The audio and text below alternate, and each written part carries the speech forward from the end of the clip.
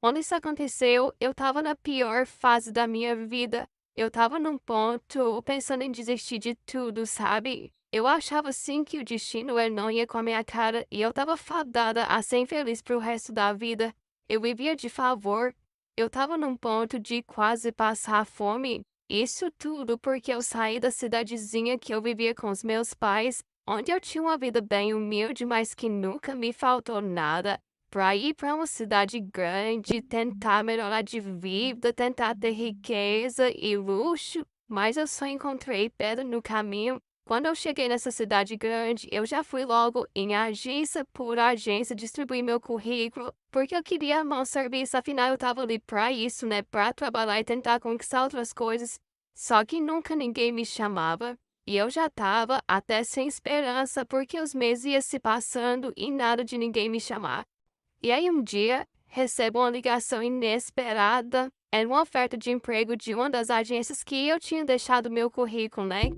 O problema é que para eu aceitar esse emprego, eu tinha que me mudar. Eu tinha que ir para uma cidade bem pequenininha, onde não era a cidade dos meus pais, porque o casal, que eram os patrões, exigiam que a empregada morasse no emprego, mas eu não tinha escolha. Como eu disse, ali onde eu estava praticamente passando fome. Então, com a cara e a coragem, eu me mudei de mala e cuia para uma cidadezinha que eu nunca tinha colocado os meus pés, para a casa de umas pessoas que eu nunca tinha visto na vida. Quando eu cheguei lá, que eu vi o tamanho daquela casa e que eu vi que ainda tinha 3 crianças pequenas para cuidar, eu pensei assim, meu Deus, eu entrei numa furada, né? Eu não vou dar conta. Só que aí eu vi que não seria só eu a trabalhar ali, que tinha mais 2 moças que já era contratada. Então eu fiquei mais tranquila, né? Falei, nossa, o trabalho dividido para 3 pessoas não deve ser tão puxado. E aí, nisso que eu cheguei, o casal veio me conhecer, né? Um cara assim, de mais ou menos uns 40 anos. A mulher dele deveria ter a minha idade. Eu acho que um pouquinho mais velha. Eu acho que na época ela tinha uns 28 anos. Muito bacana os dois. Me trataram muito bem. A mulher ficou perguntando algumas coisas da minha vida, perguntando se eu tinha filhos, que ia me atrapalhar a dedicar 100% no serviço. Eu disse que não, que eu moraria ali, que a minha vida seria só dedicada àquela família. Então ela foi me mostrar a casa, me mostrou canto por canto, e depois, por fim, ela me mostrou onde seria o meu quarto, né? E eu fui ajeitar as minhas coisas ali.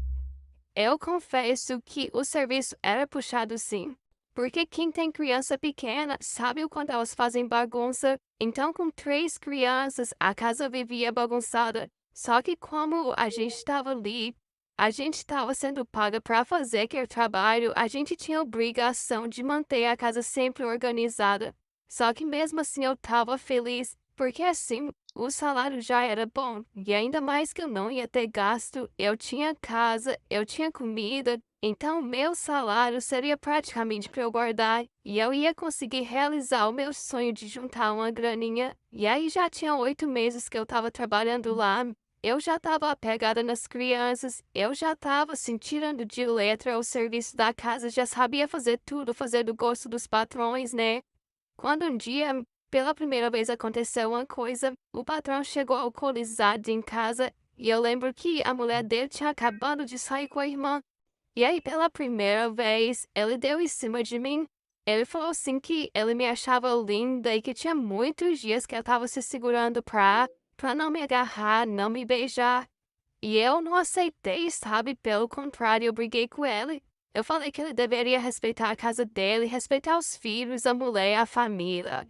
E eu não tô agora querendo dar uma de santa, me vitimizar aqui. Só que quando isso aconteceu, tinha quase 1 ano que eu tava ali na casa deles, tinha quase 1 ano que eu só era empregada, que eu não era mulher mais, que eu dedicava o meu tempo somente àquela família. Então, eu não vou mentir. Aquele elogio dele mexeu assim comigo, mexeu com o meu ego. E apesar de eu tentar agir, fingindo que nada daquilo aconteceu, eu tava assim mexida. No outro dia, o patrão mal olhava na minha cara. Eu não sei se por vergonha ou só por medo, né, que de repente eu contasse pra mulher dele o que tinha acontecido ali. Eu sei que ele não olhava em mim.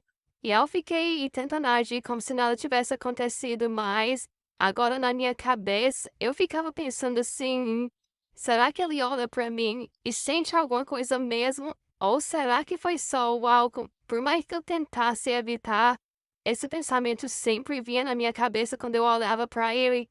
A minha patroa, ela não trabalhava, sabe? Mas ela também não parava em casa, porque afinal tinha empregada pra fazer tudo, né? Ela tinha um negócio de shopping, de salão, de ir jogar um tal pontinho com as amigas, então ela quase nunca estava em casa. O problema é que depois que o meu patrão deu em cima de mim, depois, né, daquele dia, daquele acontecido, ele passou a simplesmente implicar com tudo que eu fazia. Tudo que eu fazia, ele implicava, ele passou a me tratar mal assim de uma hora para outra.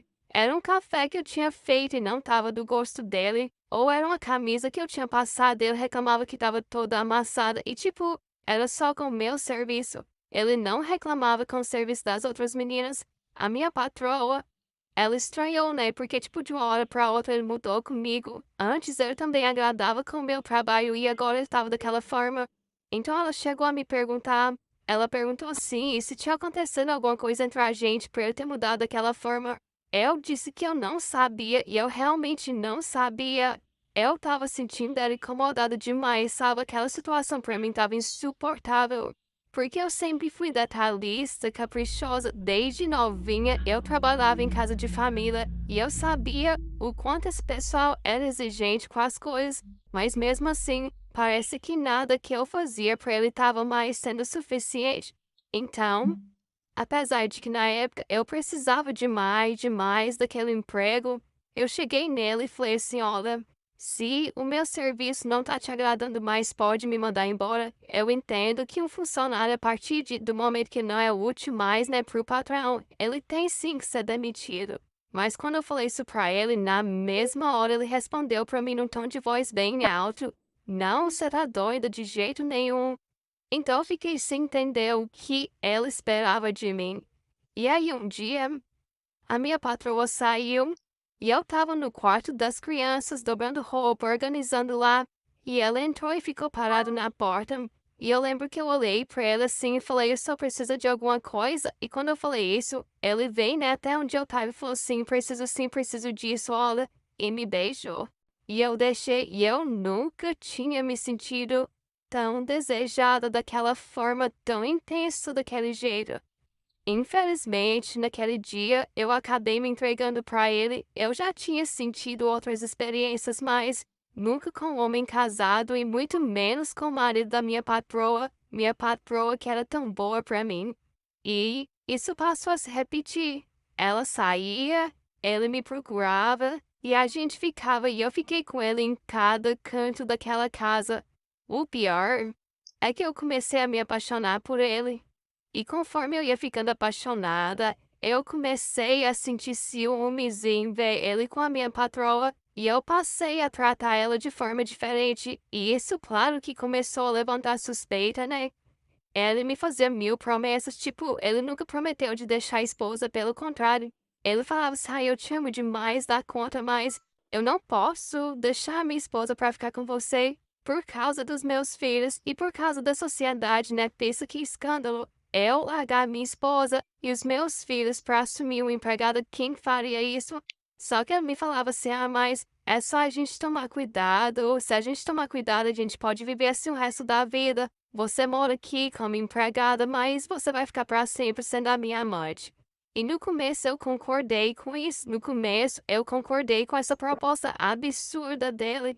Mas depois, quando eu estava muito apaixonada, eu já não conseguia dividir mais. Mesmo sabendo que a outra era a própria esposa dele, eu não conseguia. E eu já estava com ciúme excessivo, sabe? E ela já estava desconfiando, na verdade, ela já estava sabendo.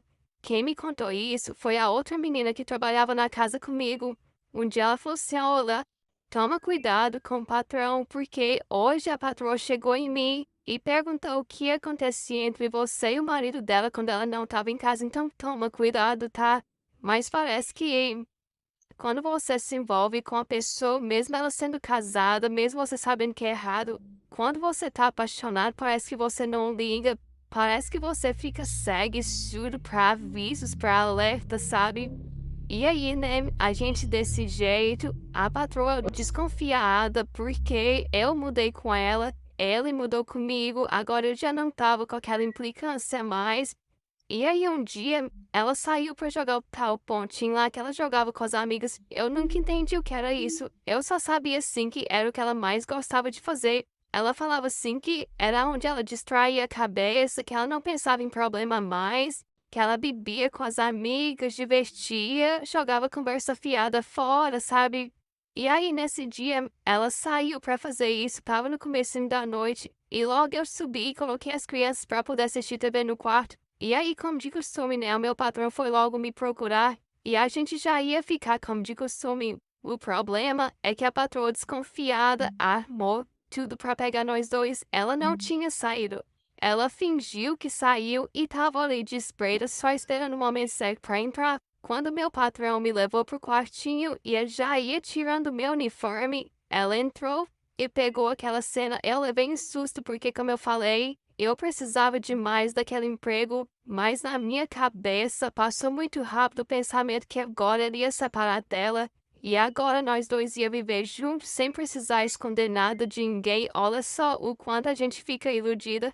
Só que ele falou pra ela assim que eu não significava nada e que ele estava ficando comigo porque ele era homem e como eu era muito nova, eu me insinuava pra ele, eu seduzia ele. Ele não resistiu.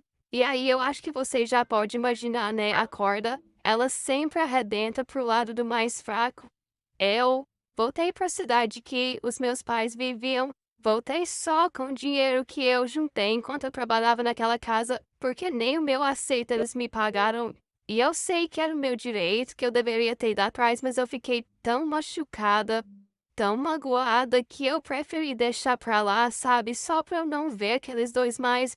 Porque eu sei que eu fui errada. Desde o começo, eu sempre soube que ele era casado e que aquilo era errado, mas poxa, jogar tudo em cima de mim, negar tudo, enquanto ele me fazia mil promessas, enquanto ele dizia que me amava, foi covardia demais da parte dele. Hoje eu sou casada e de verdade eu amo demais o meu marido de verdade. Só que ainda hoje eu não confio, eu não acredito em mais ninguém pelo que eu fiz com os outros e pelo que os outros fizeram comigo.